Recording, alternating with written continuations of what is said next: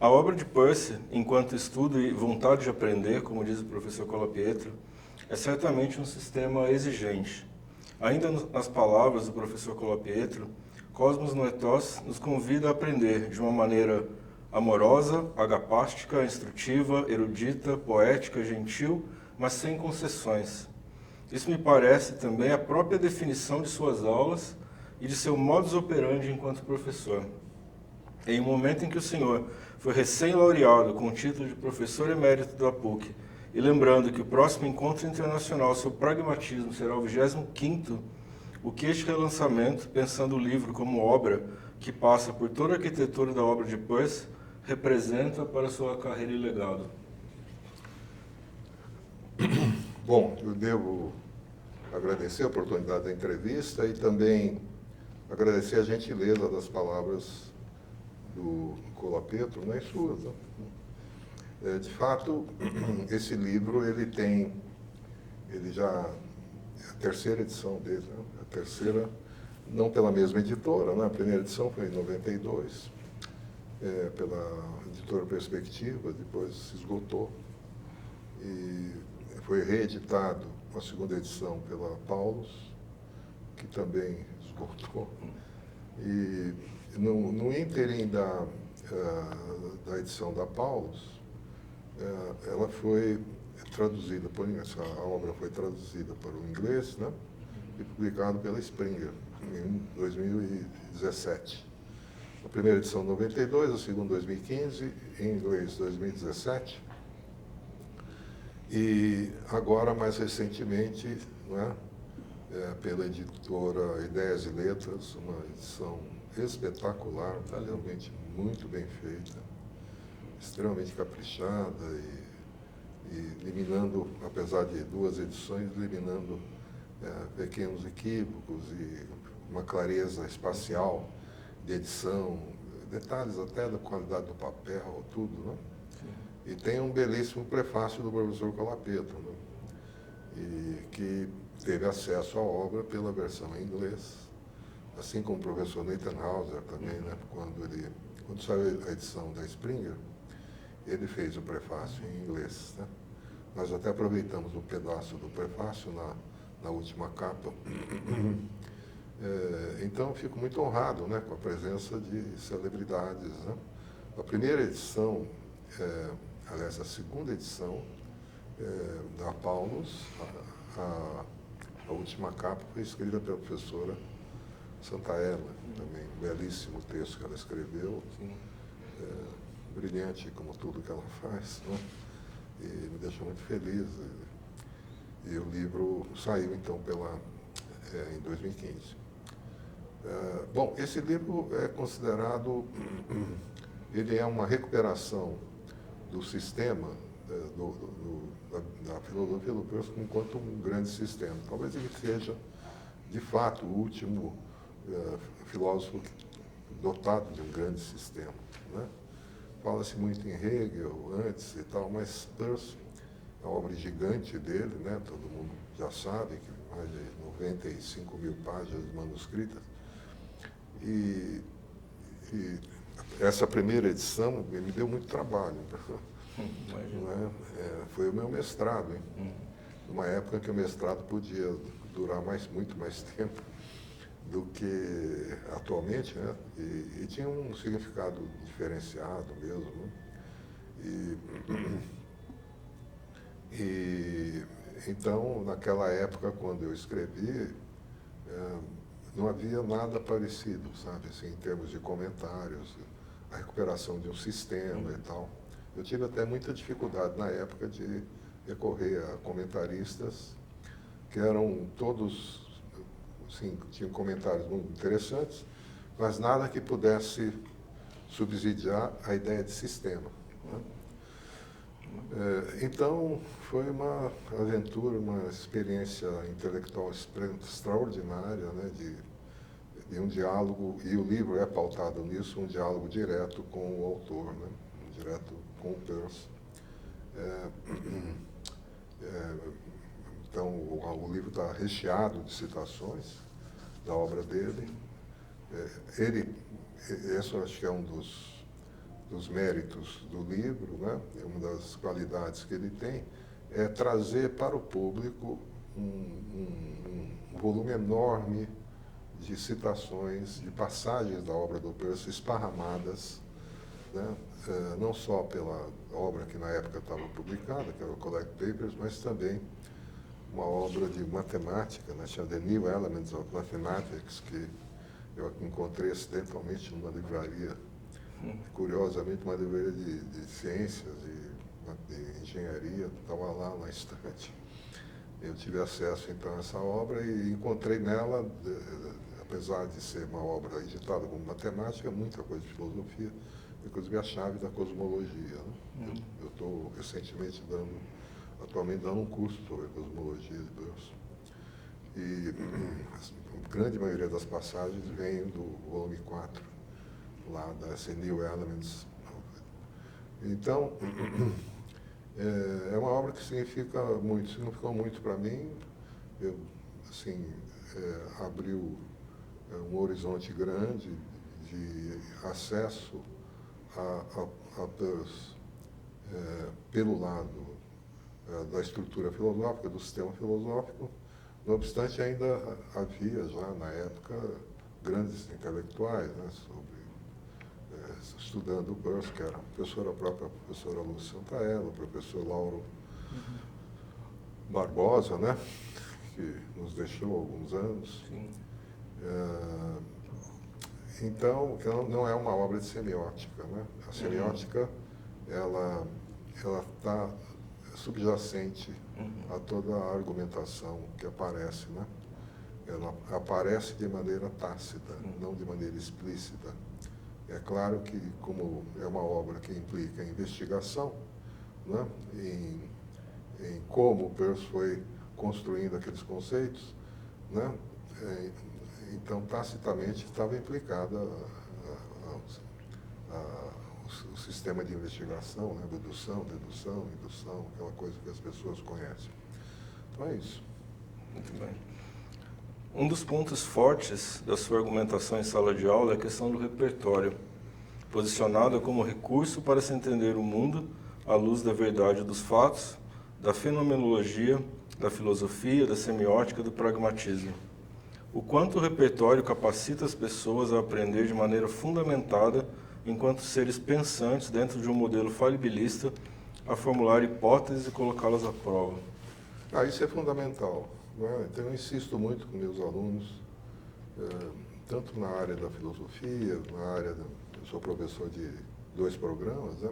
Na filosofia, comunicação e semiótica, e eu insisto muito com meus alunos para ampliarem, né, o seu repertório, não só na área específica que ele está concentrado, mas justamente ter uma visão da cultura, um acesso à produção cultural tão rica, né, em artes, ciência, né, para justamente subsidiar a criação, a invenção de novas ideias, a percepção de novas situações que vale a pena torná-las academicamente relatáveis, né?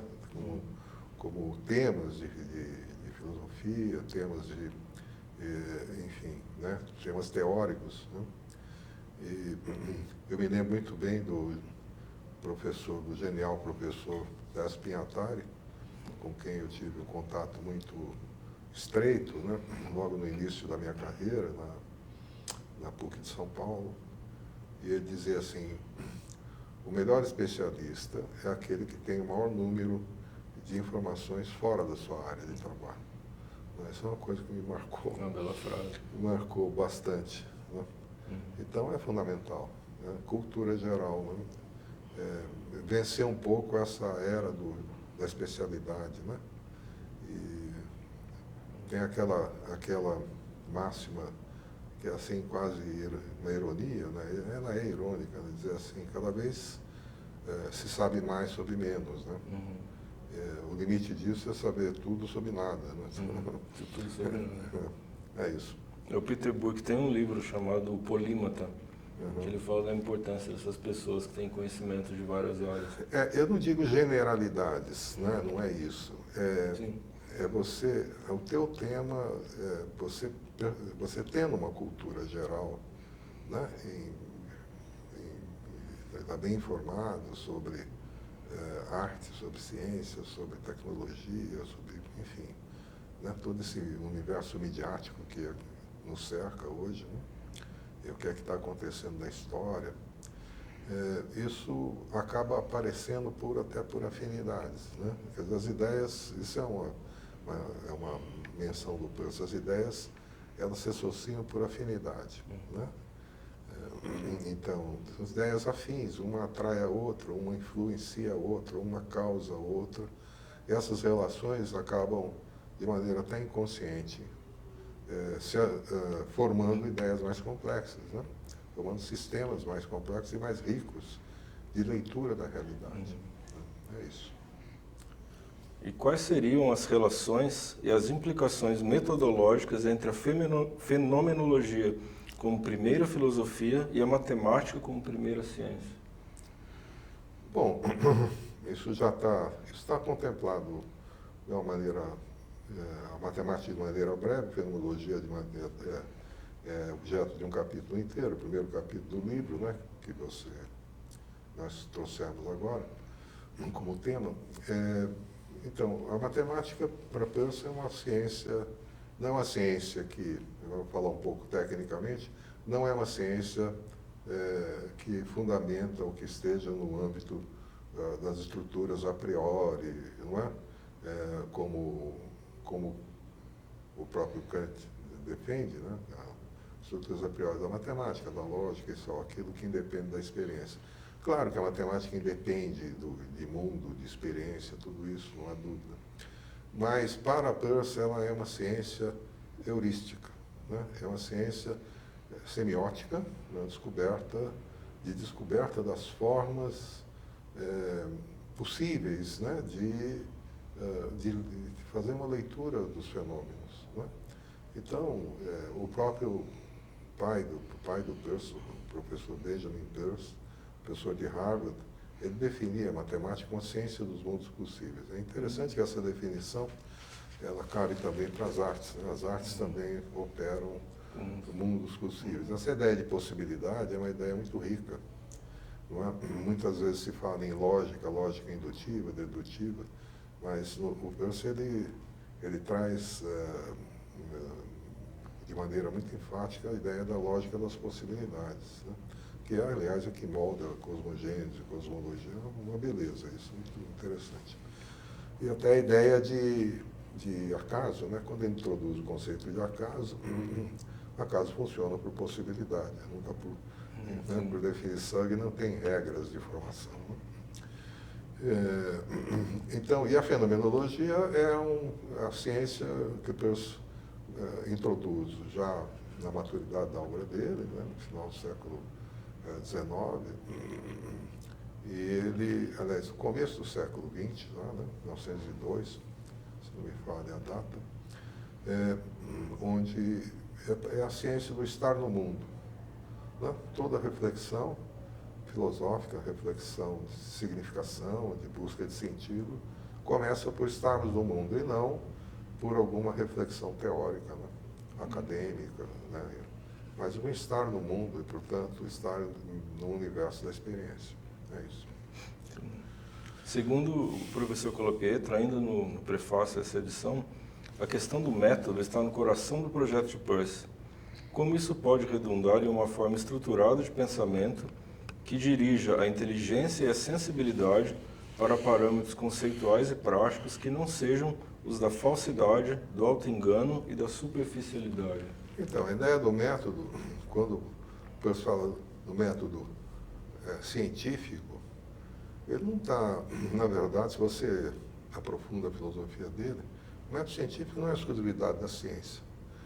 É um método dialógico, é um método de atribuir ao objeto de investigação a palavra, né?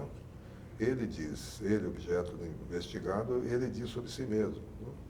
Então, essa é a ideia de experiência no sentido da alteridade, quer dizer, o objeto é um outro e precisamos ouvi-lo à luz de alguma hipótese que dê ao que você vai ouvir uma linha de sentido. Não é? Não impõe uma linha de sentido, mas oferece possibilidades de sentido e vê qual é a possibilidade que se encaixa bem a essa voz do objeto. Né? Isso evita toda forma de dogmatismo, né? Ou de teorias que impõem a sua estrutura ao fenômeno. Né? Então, a ideia do método científico é uma ideia extremamente democrática, né? No sentido da alteridade constituir a sua própria forma. Isso está no âmago do realismo, né? Quer dizer, ela tem uma forma que é dela, e essa forma precisa ser investigada e descoberta. É isso. Ótimo. Peirce, em sua articulação multicamada de um projeto arquitetônico filosófico que é definitivamente inusitado e único, sui generis, criou uma linha de pensamento e muito pautada pela fecundidade, pela coerência formal, pela adequação empírica e por abrir caminhos de investigação frutíferos, mesmo entre fenômenos díspares. Trata-se, notadamente, de formas de tornar nossas ideias claras, que são ilustrações contundentes e precisas da lógica da ciência. Cosmos Noetos traça caminhos e nos analisa transitar por esse universo Peirce de maneira orientada e ao mesmo tempo suscitadora de abduções. Nesse sentido, como o senhor orientaria as pessoas a abordarem cognitivamente seu livro? Desde o começo. Começo ao fim? O livro, os que tiveram, eu tive a experiência de ouvir muitos leitores, tive a felicidade de ouvir, né, pessoas que leram e tal, e constataram que o livro é um livro confortável de ler, né? E, de fato, é assim, ele foi escrito de maneira... o texto é generoso. O texto é generoso no sentido de cada capítulo trata de um tema e anuncia o próximo de maneira suave, né? De maneira quase, digamos, indutiva, né? Ele induz o outro tema e então vai formando uma espécie de cadeia, né? Um colar de teorias que se encaixam, uma convoca a outra. Então, nesse sentido, a leitura do livro me parece que é para quem tem a paciência de aprofundar, enfim, né? Vai perceber que o livro tem começo, meio e fim, né? E que tem um sequenciamento que procura fazer jus à ideia de sistema, né? E procura evidenciar que, não obstante seja uma obra de textos dispersos, né, manuscritos, havia um sistema e havia uma consistência, uma coerência entre as diversas doutrinas. É isso. Mostra essa coerência, né? Então, essa é a ideia do livro, né? Ele mostra o sistema, né? Que foi, para mim, foi uma grande aventura, né? Esse livro custou 14 anos. Isso. 14 anos. Quer dizer, quando eu comecei a escrever, já tinha um bom chão de estudos e de notas né? E até traduzi para mim mesmo, porque o livro é em português, né? Fui traduzindo trechos que, principalmente do Collect Papers, não havia ainda o Essential Peirce, né? Que saiu depois. Então, é uma forma de investigação para realçar o sistema, né? Encontrar lá o sistema. Assim como na cosmologia, por exemplo, tem textos esparsos, né? E que no fim faz um sentido, né? Tem uma ideia muito... Né? Então, é isso. A ideia, o livro traz esse nexo teórico que não é evidente, não é ostensivo na obra do Peirce. Certo. E última pergunta. Seus alunos e as pessoas que acompanham sua obra e seu universo de conhecimento sabem o quanto a arte, em especial a música clássica, são importantes para a sua vida e produção. No mundo em que os parâmetros artísticos estão, para sermos polidos, um tanto degradados, com o que parece ser um culto ao banal e ao tantalizante, com uma profusão de signos rotos em altares, Como o senhor diria que a música clássica, enquanto linguagem de erudição, lembrando que erudição é o retirar de toda a rudeza, né, pode ser um instrumento de crescimento intelectual e sensitivo? A música já é clássico, né? Vou falar em música clássica. Né? Classicamente, ao longo da história, a música tem um espaço privilegiado. Né? Isso começa em Platão, né? Então, Platão reconhece, quando ele fala de arte, como arte genuína mesmo só a música. Né? O resto é tudo as artes plásticas, as narrativas, né? As epopeias, os poemas construídos à luz da mitologia, eles são cópias de um mundo que, de sua vez, é uma cópia, né? De um mundo ideal. Então, isso é o platonismo. Né? Mas a música não, a música tinha, né? Tinha um espaço especial. Eu atribuo isso a uma ideia de intransitividade. Quer dizer, a música, ela é a forma de arte intransitiva. Né? Ela não fala de mundo, não é? Ela tem um acesso direto à sensibilidade. Né? Nós podemos ter um contato direto com ela e, portanto, como ela é aberta para qualquer mundo, não especialmente algum mundo, que, por exemplo, a literatura sempre tem foco, ou as artes plásticas, né, sempre levam algum foco mundano, né, ela não leva a um foco mundano, especialmente a música clássica. Agora vamos para a música clássica. Essa retomada só também voltando um pouco para a história, a retomada da importância da música como forma intransitiva, uma arte privilegiada e diferente das demais, está na obra de Schopenhauer. Né? A parte 3 da obra principal dele, Mundo como Vontade e Representação, a Beleza, é um dos autores que melhor, na tradição da história, né? Da história das ideias, que melhor escreve sobre música. Então, o meu amor pela música começou muito cedo, né? Começou na infância. Então, fui educado com música, estudei música, tive o privilégio de estudar teoria musical durante quase ou mais de um ano, junto com o professor Oswaldo Lacerda, um compositor brasileiro que faleceu, né? E aprendi muito com ele. Queria aprender não instrumento, mas teoria musical, e essa ideia de repertório, né? Poder ouvir sobre dois aspectos. Uma audição em que você frui o som, que você é um com ele, e ouvir do ponto de vista analítico. Né? E você pode até, enfim, se separar da música e torná-la objeto de análise. Né? E na sua construção, na sua estrutura, né? Você ouve uma sinfonia, você pode ver, até julgar, né? E analisar como o regente está conduzindo a obra, né? A qualidade da orquestra, enfim, a fidelidade à partitura, né? E a certa sensibilidade, de uma maneira geral, em que o autor está sendo bem, o compositor está sendo bem representado. Né? Então a música para mim é fundamental, eu sou movido à música. Eu procuro passar isso para os alunos. Sim, isso é muito notável nas suas aulas. Bom, é isso aí, professor. Muito obrigado, sempre uma honra. Eu que agradeço. Obrigado. Muito bom.